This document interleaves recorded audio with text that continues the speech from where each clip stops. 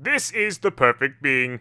I'm here to tell you all to subscribe to the perfect channel, Unreal End Gaming. Please remember to turn on your notifications to be the first to know about the latest in Dragon Ball news and information. And if you don't, very soon you will all be dead, along with your entire planet. After many months of build-up and weeks of anticipation, the clock finally strikes zero as the long-awaited Tournament of Power begins, as the mightiest warriors across the multiverse are ready to engage in one of the most deadliest battles in all of Dragon Ball history, as 70 warriors look to wage war in the fight for their universe's survival. What's going on, Dragon Ball fans? Welcome to my Dragon Ball Super episode 97 breakdown review entitled Survive. The Tournament of Power begins at last, leading into next week's exciting episode of Dragon Ball Super episode 98, in which promises to showcase a groundbreaking battle involving several different characters. But a quick plug before we begin: if you guys are new to this channel, be sure to go on ahead and punch that subscribe button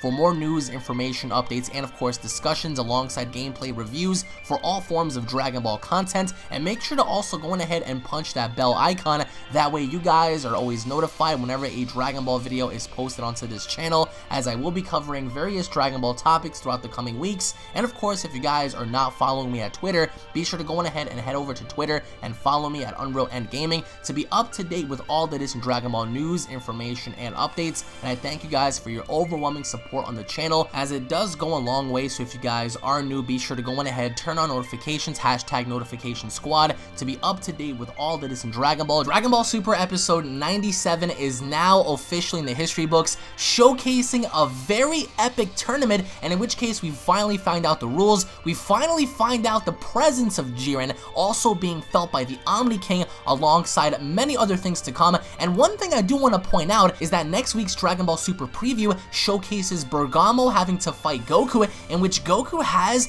this whitish-like aura around him, and in which also showcases us the actual intro fight between Bergamo and Goku as they're throwing down, because Goku seems to be having an issue on fighting multiple fighters all at once, as the episode spoilers revealed that Goku's going to be fighting 8 people by himself, and which also shows us Super Saiyan Vegeta and Super Saiyan Goku both in base Super Saiyan level, Super Saiyan 1, and having to combat multiple fighters, in which Vegeta is actually fighting one of the blue-like monsters that we've seen before that probably resides in universe number 9 or 10, and Vegeta's been fighting him in Dragon Ball Super episode 97, and which is going to carry on over to Dragon Ball Super episode 98, in which we also get to see Frieza use one of the maneuvers that he did against the assassins of universe number 9, and that's shoot a death beam from his thumb right behind him, in which ultimately showcases Frieza actually getting involved in the tournament itself, as we did also see in Dragon Ball Super episode 97, as Frieza was blasting various other fighters. But also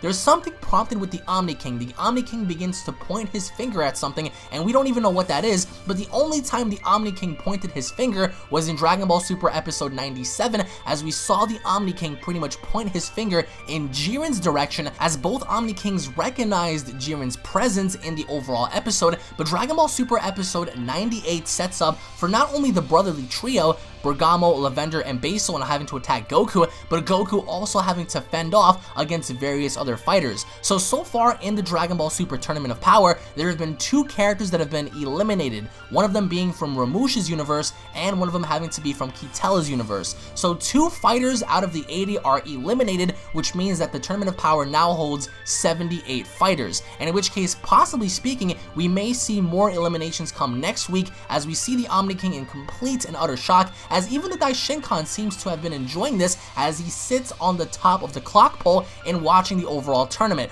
Now, Dragon Ball Super episode 97 pretty much sets up the overall rules, in which the Daishinkan said once you're eliminated from the ring, you will not be erased, you will not die. Instead, you will end up with your gods of destruction, Kaioshin and Angel, in watching the rest of the tournament. But having that be said, we see early on in the beginning how Goku begins to leave the circle constructed by Gohan, Piccolo, Krillin, Tenshinhan, and Master Roshi, and later on having to see Vegeta leave, Android 17, Android 18, and then finally Frieza, And let's not go off track here in the idea that Frieza did say Subarashi. So it was an amazing thing to see, but you have to give it to Mosco's fighter, because one of Mosco's fighters actually was able to spin in the formation of a tornado and beginning to just knock fighters out left and right, even to the point where Cabba was fighting Dispo, and seeing him come on by and start to smack everyone around, there was literally no one able to actually hold him down aside from Hit and Basil. Now Hit and Basil actually worked together momentarily in having to fend off against one of Mosco's fighters. Now, having that be said, not everybody is a fan of seeing Hit work with anybody. However, this is a tournament-like format to where anybody can work with anybody in order to further establish common grounds and getting rid of a common enemy. Now, having that be said, we actually get to see the first elimination go down, which was actually the winged lady, and her name is Riribru, and of course we see the big pig sumo wrestler, and his name is Napapa. Actually, that's actually a throwback to Nappa in a way if you actually piece together the names. So his name is Napapa, and the guy that Goku was fighting, in which he was actually going to sacrifice himself to throw Goku out, his name is Ninku. So those were the fighters that were prominently featured here. And of course, if you go back and you look at this episode primarily focused on Basil, Lavender, and Bergamo, which sets up for Basil, Lavender, and Bergamo to fight Son Goku in next week's episode, which ultimately makes sense considering the fact that based on the spoilers, we know that Goku is going to be fighting 8 people at once, and we saw him be surrounded by the end of the overall episode, and seeing him get cornered by literally all the fighters that were shown at the end of the preview. Now here's one thing I did not like about the episode, that being of course that the episode pretty much featured all the fodder fighters, in which they're going to get foddered and destroyed later on, because I mean you have to establish the grounds of Hit, you know, Vegeta and Goku and Jiren, in which case Jiren was, I think, featured in a very unique way, because although Hit did do his business in pretty much keeping his hands in his pockets and trying to pretty much take down one of Mosco's fighters, Jiren on the other hand was standing around, he was looking around, and he was actually approached by one other individual fighter, to where once that individual fighter stepped up to Jiren, he quickly backed away. So that just goes to show Jiren's overall presence in the fact that this one fighter stepped up to Jiren, and in a matter of seconds, he stepped forward and then he stepped back. He knew right off the bat that there was something wrong with this guy. And then we see how Goku, as he was looking around, he was trying to fight his way through because he was fighting one of Catella's fighters to try to get to Jiren. And finally, once he gets to Jiren, Jiren turns around and notices Goku. And Jiren had this presence about him that if you pay close attention, Goku pretty much moved his foot, just barely even tapping it against the ground, and Jiren was able to recognize as to what was going on. And then finally enough, we see another fighter grab Goku by the neck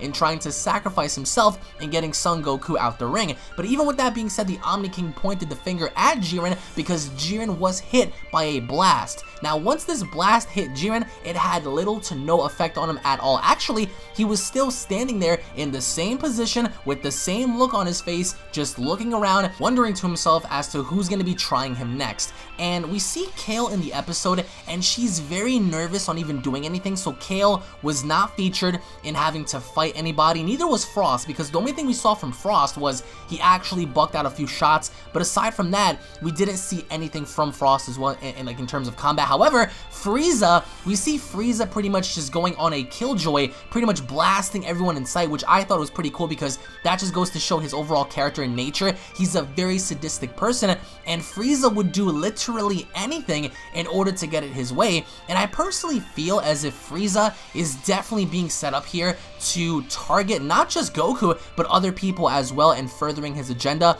I think that Frost and Frieza are going to fight at some point, but that's only to get everyone to notice, like, okay, nothing is happening here. So the Daishinkan announced that the overall pillar that's in the middle of the ring is a clock. So we don't know how long these episodes might last. It might be 1 episode per minute, which means over 50 episodes, who knows? But right now, it stands that it does serve as a clock, and the fighters are going to find out firsthand what happens when it goes down. Now, in the episode as well, we see the pig-like sumo wrestler named Napapa, and he was fighting Basil, and Basil pretty much launched 3 immense kicks in his direction, and this sumo dude just like threw it away. I mean, obviously he has big-ass hands, so he just flicked it away as if it was nothing. That was pretty cool momentarily, and we get to see how Basil at first, I mean, I've grown to like Basil in this episode, because after looking at what Basil did, you have to grow to appreciate, you know, the level of what he brings to the table, even though I still think think that Basil is indeed fodder, you know, to the other fighters as well, such as Jiren and Hit and whatnot. However,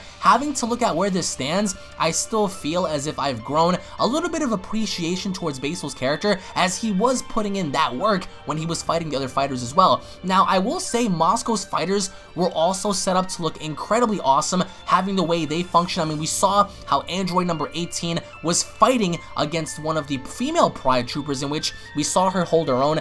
There was a brief glimpse of android 17, and the thing about android 17 was it looked like he was like right smack dab in the middle and just taking shots left and right. So if there's anything to gain out of next week's episode, it's going to be the conclusive beef between universe number 9 and universe number 7, as Goku even says, Vegeta, I need your help, let's go on ahead and put these dudes down. And what I really enjoyed about this episode is the overall tension, especially early on. Once the Daishinkan set begin, we see all of this explosion like action in the background, and Goku seemingly wanting to fight Toppo first. But I want to get your thoughts down below, guys, as to the overall episode. I think the episode pretty much prominently featured Basil and, you know, the brotherly trio for the next week's setup, of course, and we also get to see a little bit of, you know, what Hit can do, and, you know, just having to see and feel Jiren's presence, I think, is definitely going to be something for everybody to tune into and watch out for, because even the Omni King said, look, that guy over there, we're gonna have to keep our eyes out for him. So I think that the Omni Kings even recognize that, in fact, Jiren's gonna be a person where everyone needs to pay attention to. And what are your overall thoughts, guys, on Goku not having to go Super Saiyan Blue right off the bat? Because even Beerus said, you know, damn all of you, and then Kaioshin said, well, why even bother planning if that's going to be your overall plan? We already knew the idea that nobody is going to listen, that everyone's going to do their own thing, and that was prominently shown here. But what are your overall thoughts on Frieza? What are your overall thoughts on the rest of the fighters having to jump upon this? Thank you all for watching, guys. As always, if you guys are hyped and ready for the tournament to continue, go on ahead and smash that like button if you guys are new to the channel. Don't forget to hit that subscribe button for more news, information, and updates. Tune back in for more, and I'll be seeing each and every single one of you guys in the prediction video. Take it easy, everybody. Peace.